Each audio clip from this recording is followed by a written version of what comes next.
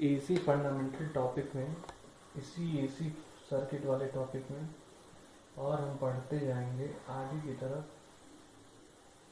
तो आज जो हम पढ़ेंगे बेसिकली ये जो दो टॉपिक है इसको कवर करना है। इसमें से एग्जाम में एक क्वेश्चन आता है आपके, ठीक है, जिसको हम बोलते हैं एवरेज वैल्यू, मीन वैल्यू या डीसी वैल्यू। तीन नाम है इनके, कोई भी एक नाम आप चूज कर लीजिए, एग्जाम में कोई भी नाम से आ सकता है। तो इसका कॉन्सेप्ट क्या है, एवरेज मान निकालना है। किसका क्वेश्चन आपको सिर्फ आपके सिलेबस में है, साइनसोइडल लिख सकता है, साइनोसॉइडल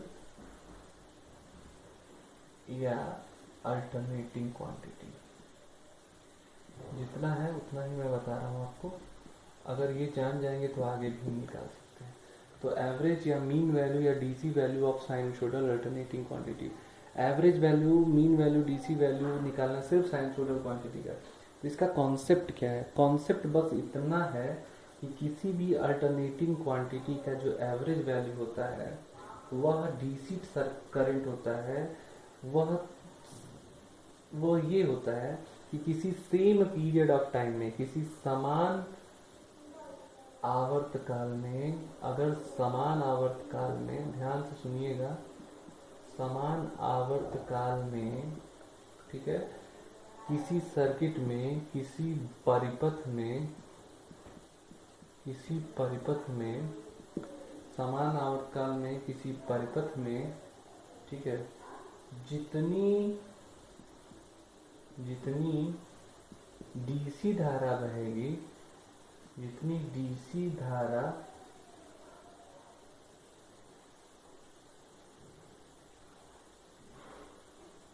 के कारण चार्ज होगा या आवेश होगा,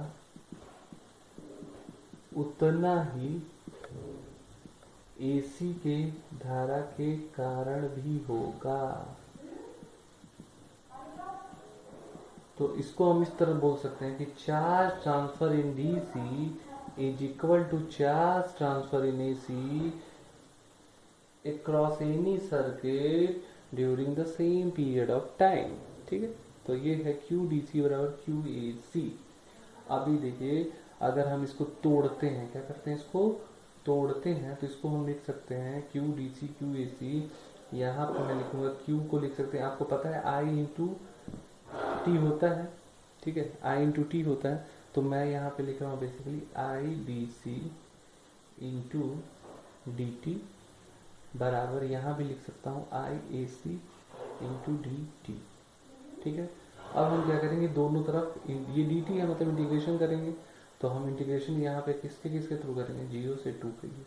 अब एक चीज़ यहाँ पे ये भी देखिएगा, ये चीज़ मैं आपको बता रहा हूँ, इसको उतना ही ध्यान दीजिएगा, क्योंकि हम एसी सर्किट के लिए कर रहे हैं। तो ये ऐसे होता है 0 पाई 2 पाई। यहाँ पे ये चीज़ देखिए कि अगर एवरेज वैल्यू का मान इतने में जितना होगा, मान लो ये समझो कि पॉजिटिव साइड में अगर 1 जा रहा है और निगेटिव साइड में भी 1 जा रहा है, तो दोनों साइड का टोटल कितना हो जाएगा, 0 हो जाएगा।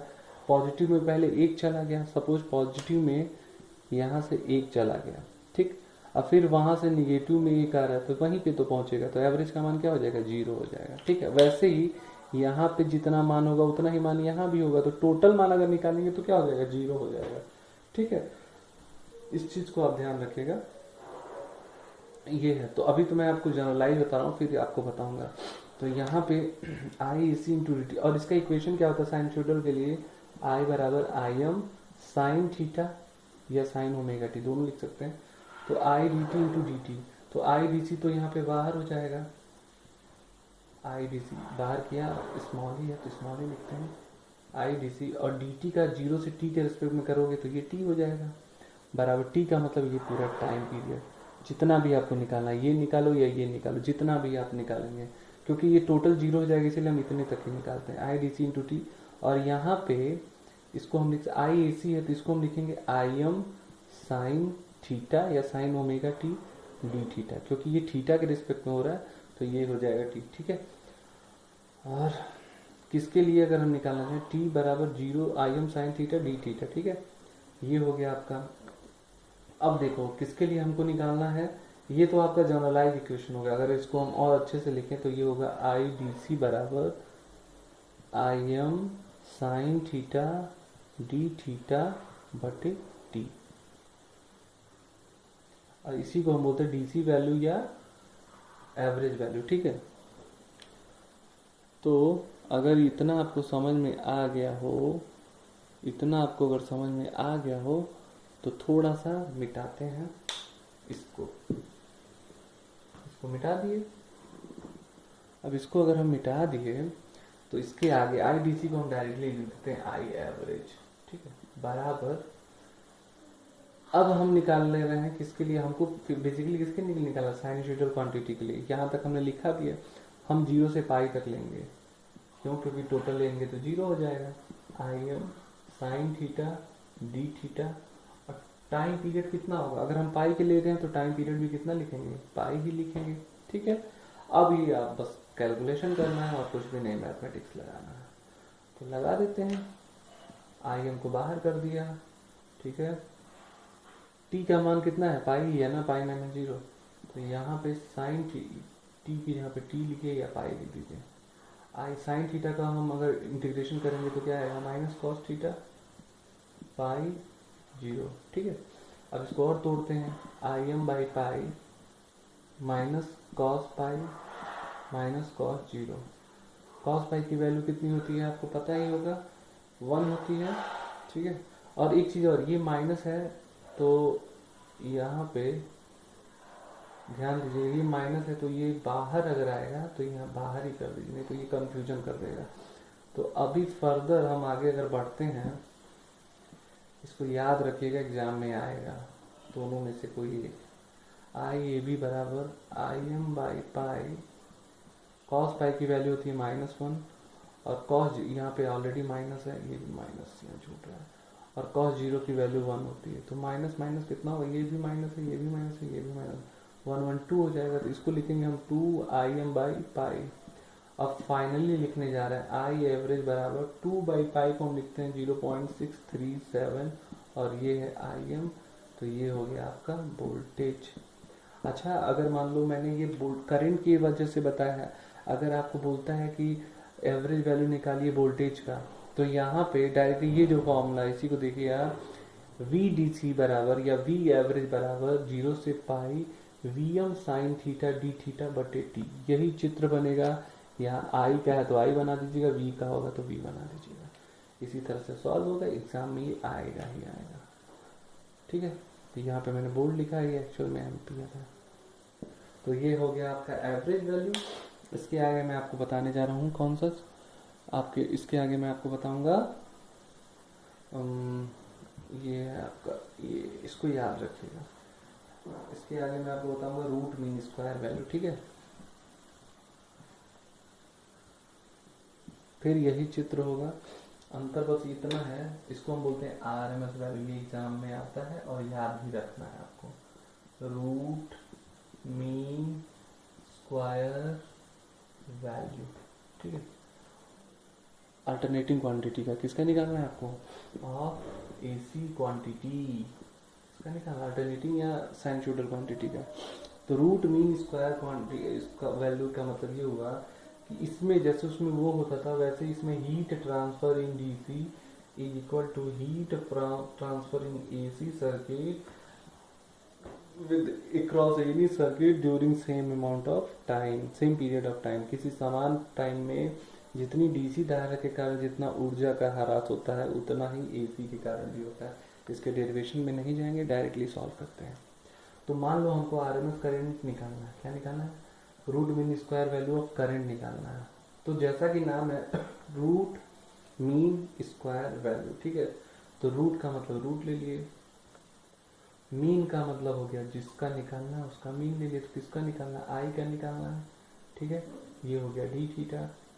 ठीक, मीन का मतलब यहाँ भी आपको क्या करना होगा, टाइम पीरियड दिखाना पड़ेगा, मीन का मतलब टाइम पीरियड आपको दिखाना पड़ेगा, तो ये हो गया टी।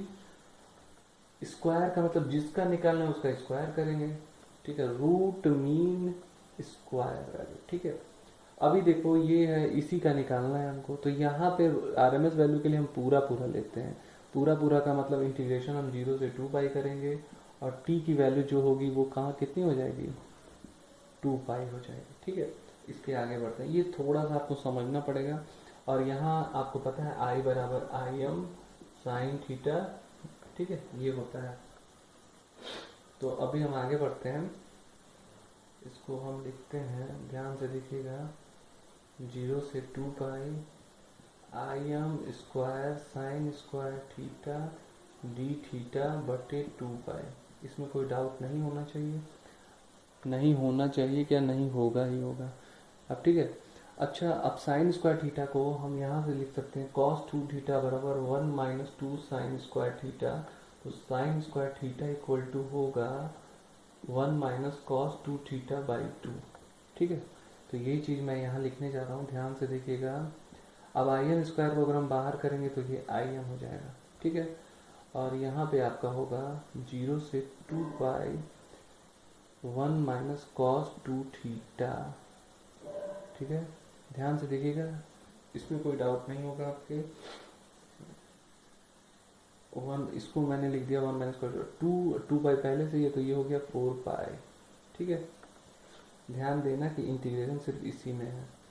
अभी हम इंटीग्रेशन करने जा रहे हैं, इसको हम बाहर निकालते हैं, तो ये होगा आई एम बाई 2, यानी पाई तो अंदर ही रहेगा, तो पाई को पाई रहने दो। 1 माइनस कॉस थीटा का अगर हम इंटीग्रेशन करेंगे, ये है 2 पाई, ये है 0। 1 का अगर हम करेंगे इंटीग्रेशन किसके रिस्पेक्ट करना है, डी थीटा के रिस्पेक्ट में करना है, तो ये हो जाएगा थीटा या omega T minus cos 2 theta को हम लिख सकते हैं साइन 2 थीटा बटे 2।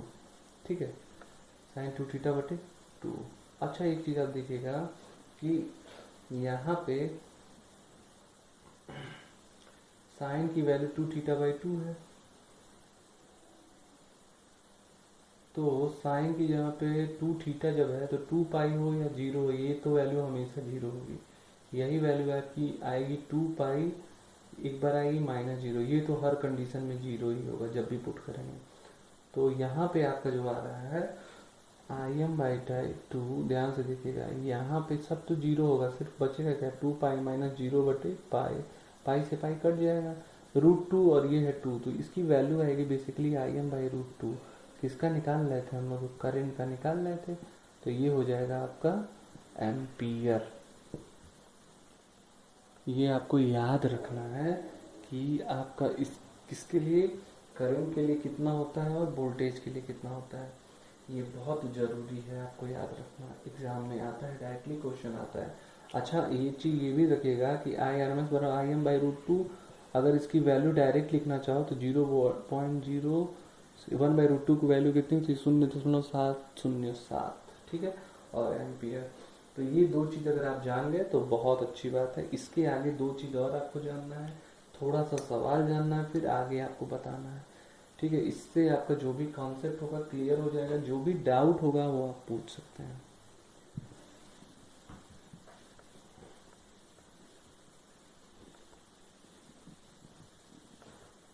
तो दो टॉपिक इसमें बचता है इसी से रिलेटेड,